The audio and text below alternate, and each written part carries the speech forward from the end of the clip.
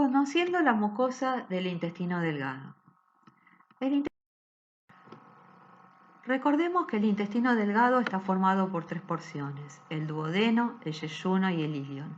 El yeyuno y el ilion, desde el punto de vista histológico, no son distinguibles uno del otro, excepto en la región del ilion distal, donde se encuentran las placas de Pey.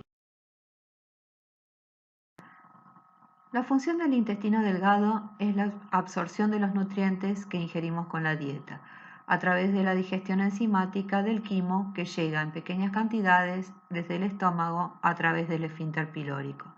Para poder cumplir con esta función, el intestino delgado presenta una muy extensa superficie de absorción. Esta superficie, tan grande, tan desarrollada, está dado por varias características que tiene el intestino delgado. En primer lugar, es largo, mide entre 3 y 6 metros aproximadamente. Presenta pliegues macroscópicos, llamados pliegues de Kerckrin o válvulas conniventes, y desde el punto de vista microscópico podemos observar que la mucosa emite evaginaciones hacia la luz del intestino llamadas vellosidades. Estas vellosidades son la estructura más característica del intestino delgado. Finalmente, cada célula epitelial absortiva o enterocitos presenta en su superficie apical microvellosidades que por su forma y su número las conocemos como chapa estriada. La degradación enzimática del quimo ocurre en el intestino delgado, favorecida por las enzimas producidas en el páncreas y liberadas a nivel de la papila en la primera porción del duodeno. En esa misma región va a desembocar el conducto colédoco, que proviene desde el hígado y la vesícula biliar, transportando la bilis, que sirve como para emulsionar y favorecer la absorción de los lípidos.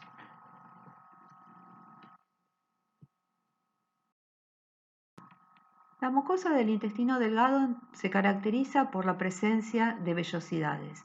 Estas vellosidades son evaginaciones de la mucosa. Están formadas por un eje de lámina propia que levanta el epitelio de revestimiento. En ese eje de lámina propia, de tejido conectivo, vamos a encontrar capilares, vénulas y un vaso linfático que transcurre por el centro de la vellosidad y que recibe el nombre de vaso quilífero central. A nivel del duodeno, las vellosidades son cortas y gruesas, y el epitelio de revestimiento está formado por células cilíndricas simples con chapa estriada y escasa cantidad de células caliciformes. En la lámina propia podemos observar invaginaciones de la mucosa que forman unas glándulas tubulares simples llamadas criptas de Lieberkühn. En estas glándulas o criptas de Lieberkühn vamos a encontrar también enterocitos y células caliciformes. Por debajo de la muscular de la mucosa, en la submucosa, característicamente en el duodeno, vamos a encontrar las glándulas de Brunner, glándulas secretoras de mucus que junto con el mucus que producen las células caliciformes se mezclará con el quimo que llega desde el esfínter pilórico, neutralizando la acidez del mismo y permitiendo un medio alcalino en la luz del duodeno que activará a las enzimas pancreáticas. En estas imágenes podemos observar cortes transversales y cortes longitudinales de las vellosidades del duodeno. Podemos apreciar la chapa estriada en el borde apical de los enterocitos, células epiteliales cilíndricas que forman el revestimiento de las vellosidades junto con una escasa cantidad de células caliciformes. A su vez, también podemos ver las criptas de Lieberkühn desembocando en los espacios entre las vellosidades. A nivel del yeyuno ilion podemos observar en la túnica mucosa la presencia de vellosidades más largas y angostas que las del duodeno, una gran cantidad de criptas de Lieberkühn que invaden completamente la lámina propia y la ausencia de glándulas en la submucosa. También podemos observar en esta imagen cómo la submucosa sobreleva la mucosa formando un pliegue de Kerckrin o válvula connivente. Analicemos con más detenimiento las vellosidades intestinales. Ya sabemos que están revestidas por un epitelio cilíndrico simple con chapa estriada, células conocidas con el nombre de enterocitos que cumplen la función de absorber todos los nutrientes. Intercaladas entre los enterocitos se encuentran las células caliciformes, cuya cantidad aumenta hacia las regiones distales. Son escasas a nivel del duodeno y mucho más abundantes en el yeyuno ilion. Por debajo del epitelio nos encontramos con la lámina propia de tejido conectivo colágeno laxo, donde podemos observar una importante población de linfocitos pertenecientes al sistema linfático asociado a las mucosas.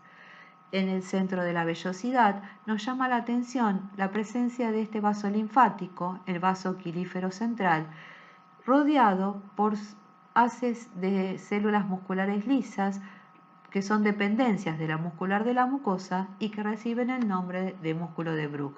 La función del músculo de Bruch es que al contraerse la vellosidad se acortará y eso facilitará la circulación tanto de la linfa como de la sangre hacia las porciones más profundas de la mucosa. Hacia los lados de las vellosidades podemos observar capilares y vénulas. El vaso quilífero central es un vaso linfático que comienza a nivel de las vellosidades. A través de la linfa transporta los lípidos que fueron absorbidos por los enterocitos unidos a proteínas transportadoras en forma de kilomicrones. Esta linfa, rica en lípidos, recibe el nombre de quilo. El músculo que lo rodea, el músculo de Bruch, al contraerse facilita la circulación de la linfa. También podemos observar una gran cantidad de capilares sanguíneos a través de los cuales se transportan los demás nutrientes, hidratos de carbono, aminoácidos, vitaminas, etc. También podemos observar el músculo de Bruch y podemos observar en las vellosidades el gran infiltrado linfocitario perteneciente al tejido linfático asociado a las mucosas. Ocupando la lámina propia podemos observar las criptas de Lieberkühn. Estas son glándulas tubulares simples que se abren hacia la luz del intestino entre las vellosidades intestinales. En las criptas de Lieberkühn podemos encontrar distintos tipos celulares, alguna escasa cantidad de enterocitos, una abundante cantidad de células caliciformes, en el fondo de las glándulas, células indiferenciadas que al dividirse por mitosis van a regenerar el epitelio tanto de las vellosidades como de las criptas, células del sistema enteroendocrino, células SNET, y también vamos a encontrar células de Panet. Las células de Panet, localizadas en el fondo de las criptas de Lieberkühn del intestino delgado, presentan en su citoplasma apical una gran cantidad de gránulos acidófilos, cuyo contenido son defensinas y lisocima, moléculas con función bactericida. También en el fondo de las criptas de Lieberkühn podemos encontrar células enteroendocrinas, que si bien para identificarlas correctamente necesitaríamos técnicas de inmunistoquímica, podemos inferir por la coloración del citoplasma que las que están marcadas con flechas amarillas son células SNET. Las hormonas producidas por estas células tienen función parácrina, regulando fundamentalmente la secreción de las glándulas. Podemos observar también en esta fotografía las dos capas de la túnica muscular interna, la capa circular interna y la capa longitudinal externa. En estos esquemas, muy brevemente, podemos ver que los lípidos son degradados en la luz del intestino delgado a moléculas sencillas por la enzima lipasa pancreática y una vez absorbidos por los enterocitos son transformados en kilomicrones y transportados por el quilífero central hacia la circulación general. Por otro lado, las proteínas comienzan su degradación por la pepsina que fuera liberada como pepsinógeno por las células principales de las glándulas fúngicas. Junto con las proteasas pancreáticas, son reducidos a sus moléculas más pequeñas, los aminoácidos, que una vez absorbidos serán volcados hacia los capilares sanguíneos para ser transportados. Finalmente, los hidratos de carbono, después de sufrir degradaciones en la cavidad oral por la amilasa salival y en el duodeno por la amilasa pancreática, terminarán siendo transformados en monosacáridos y disacáridos por enzimas localizadas en la chapa estriada de los enterocitos. Estos hidratos de carbono pequeños serán también transportados por los capilares sanguíneos hacia la circulación general. Finalmente, a nivel del ilion, podemos encontrar las placas de Peyer, que se localizan en el borde antimesentérico. Las placas de Peyer son conglomerados de tejido linfático que forman nódulos o folículos primarios y secundarios, pero también tejido linfático difuso. Toda esta enorme cantidad de tejido linfático forma parte del sistema linfático asociado a las mucosas. Asociadas a las placas de Peyer podemos encontrar a las células M.